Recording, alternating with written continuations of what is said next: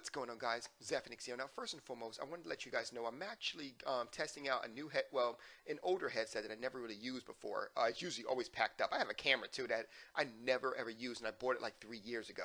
But anyway, this is actually the Microsoft LifeCam XL3000 or something like that. Let me know how it sounds. I really want to go and test it out for commentaries and whatnot. So this particular video is in response to a lot of the comments that I've been getting on my previous videos. Now, here's the thing. Let me go ahead and catch you up. Basically, Crap Gamer made a video about PC gaming. He was wrong in a lot of the information he had, so I corrected him. Then all of a sudden, the console gamers who get butthurt because you're attacking their precious piece of plastic decide to go ahead against me. The problem is that they were spilling and proving themselves ignorant. Seriously. I find it ignorant that you can't spell the word ignorant. I find it ridiculous that you can't spell the word ridiculous. But anyway, so RXL, the guy who's, nowhere near as big as he thinks he is, decided to go ahead and challenge me. Now, he challenged me with the same old hypocrisy attack that all console gamers use against PC gaming. And that's through a price scenario. But the problem is that, he'll go ahead and try to do the old swindle with you. Now, ironically enough, he called me a swindler, but the thing about it is that he's the one who's swindling you. How? Very simple. Because he wants me to go ahead and create a PC rig equivalent, that's the key word right there, equivalent to the Xbox One. So I'm supposed to make a PC rig equivalent to the Xbox One, but the Xbox One isn't equivalent to the PC unless you're paying for Xbox Live. So he wants to limit me already with $350, even though in order for you to be even remotely on par with the PC, you got to pay for Xbox Live Gold every year. Now, like I said before, that's the definition of swindling is when you don't go ahead and be upfront with all your information. If you ever combat a PC, if a console gamer combats a PC gamer, he's always going to try to limit the information. If a PC gamer attacks a console gamer, he always leaves the door wide open for you to go ahead and take any shot. The reason why is because PC gamers already know that PC gaming is superior. There's no need to get butthurt about it. It's just a console. It's just a platform, rather. There's no need to get hurt over it. Yeah, you will see. Seriously, check my last videos. You will see people dropping words like, "Oh, Zephyrnix, you're a nigger. You're a blah, blah, blah." All this for just because I exposed your plastic? Dude, your plastic has always been exposed. Get over it, Anyway, so it's funny, too, because I've actually found someone else, too. Someone else actually said that they were trying to combat the hypocrisy with PC gaming. Now, the funny thing about it was that before then, he was trying to go ahead and show how PC gamers are quote-unquote port beggars. So I said, well, wait a minute. And I know, I showed him where console gamers are actually port begging for PC ports. And he tried to downplay it, basically. I'm like, wait, so you're trying to beat hypocrisy of PC gamers, but you're literally the definition of hypocrisy? Just like how RXL is the definition of a swindler. So, seriously though, think about this for a second. How do you think you are any challenge if you have to try to limit someone from the very beginning? Think about that. If you need a handicap, you already lost. And that's how it is. If you have to go ahead and try to hold someone down with $350, that's called limiting the opponent. That's called a handicap for you. You already lost. You already lost. Especially since I'm like, okay, I'll make a deal with you. I'll make a PC rig equivalent to your Xbox One if you make an Xbox One equivalent to my PC. And it's funny because PC gamers won't say that, even though they could. PC gamers won't say that because they already know you can't do that. You can never do that because you're limited already by the big companies such as Microsoft or Sony, and therefore they go ahead and try to give you a fighting chance, even though you really have no fighting chance. It's actually, technically, I am swindling you because the fact that I give you the impressions that you have a chance to go ahead and fight against PC gaming, but you really don't. Now, I know I've been messing with the console gamers for a while, but here's the part where the video actually gets serious. Why bother? Think about it for a second. Why bother comparing, well, anything really, but why bother comparing the PC to the consoles? You're not going to win the battle. You're not going to win the battle because the second that PC gamers tell you to go ahead and make comparisons, you already lost the battle. Like, seriously, if you really think about it, the only times that you guys actually have some form of argument if PC gamers are simply answering the questions. If PC gamers are actually there, responding to you. If PC gamers were to go ahead and make an immediate response, the only battles that you guys really have It's like random bullshit that makes really no big difference. Example, port begging. What does that got to do with the superior of PC gaming? You know? And like, don't get me wrong, there are some really good arguments out there about against PC gaming. I'm actually going to do that in tomorrow's video, where I go ahead and talk about the bad parts about PC gaming.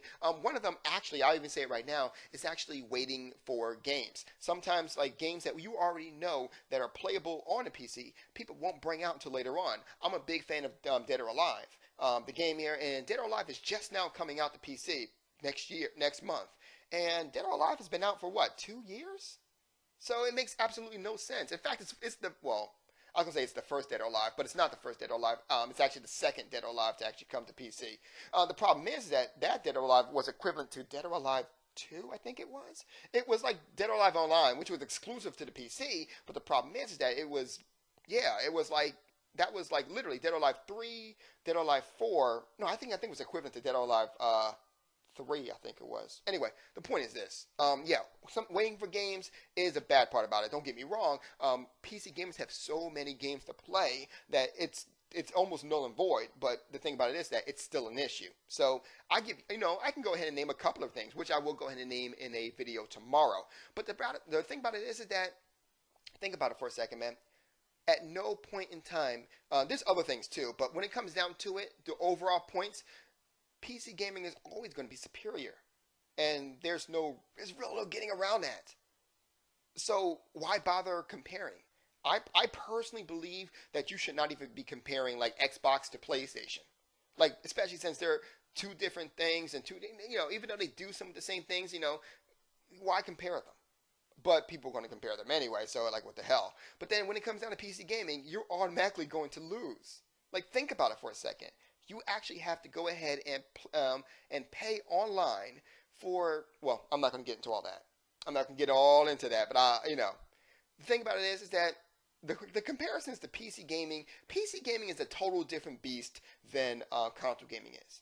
100% total different beast. You can't do the things on your PC, you can't do the things on your console that you can do on PC. I can, Xbox has 8 gigabytes of memory. Okay, my PC has 12 gigabytes of memory, but I can change that to 16, or I can change, actually I got 16 gigabytes of memory, sorry.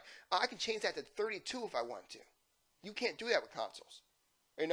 I'm running an i7, I think it's an i7 4770K right now, I think it is. I think it's a K. It might not be a K, I'm not sure. Anyway, I'm running that, where Xbox is running, I think it's a Jaguar 8-core. Now, even though it's an 8-core, it's drastically weaker than my i7.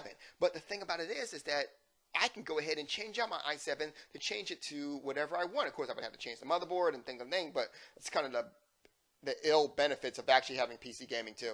That's another thing I'm going to talk about today. There's a lot of cons against PC gaming, but like I said, I'll talk to you guys about that tomorrow.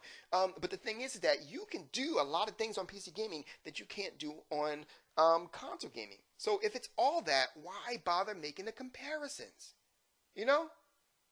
Console gamers, stop getting so butthurt over the fact that someone would say PC gaming is superior, because it is. Because it is. There's no getting around that. So don't get all hurt about it. Like, seriously. Like, why bother getting hurt over something that is already proven, already known? Like, no, I'm being dead serious. Like, at this point, it makes no relevant sense for you to get as mad as you guys do get. Seriously, look at my page. I got people calling me a nigger, all because I sat there and proved that the PC is more superior, and you're the one who came at me.